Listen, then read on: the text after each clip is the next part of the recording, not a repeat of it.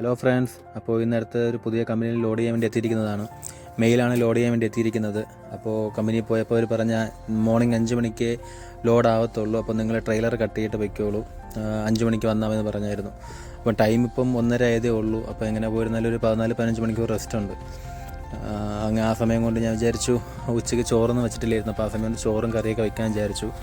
അപ്പോൾ ഒരു കറിയൊക്കെ വയ്ക്കുമ്പോഴത്തേക്ക് ഞങ്ങൾ 2-3 ദിവസം കണക്കാക്കിയാണ് ഞാൻ കറി വയ്ക്കുന്നത്. അത് ഞാനെന്നല്ല, പൊതുവേ ട്രക്ക് ഓടിക്കുന്നവരെല്ലാം അങ്ങനെ തന്നെയാണ്. കാരണം സമയലാഭം കാരണം അതിനൊക്കെ വേണ്ടിയാണ് ഞാൻ കറിയൊക്കെ വയ്ക്കുമ്പോൾ 2-3 ദിവസത്തേക്ക് ഒരുമിച്ച് ഉണ്ടാക്കി വയ്ക്കുന്നത്. അപ്പോൾ ഇപ്പോൾ അതിൻ്റെ തത്രപ്പാടിൽ നിൽക്കുകയാണ്.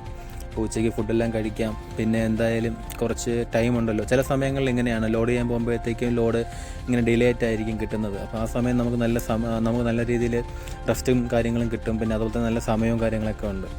അപ്പോൾ അങ്ങനെയുള്ള സാഹചര്യങ്ങളിൽ നമ്മൾ മെയിൻ ഇതെന്ന് വെച്ചാൽ എന്തെങ്കിലും കുക്കിങ്ങും കാര്യങ്ങളൊക്കെ ചെയ്ത് ഫുഡ് അടിക്കുക എന്നുള്ളതാണ്. അപ്പോൾ ഓക്കെ, ഇന്നത്തെ വിശേഷം ഇതാണ്. Okay, bye.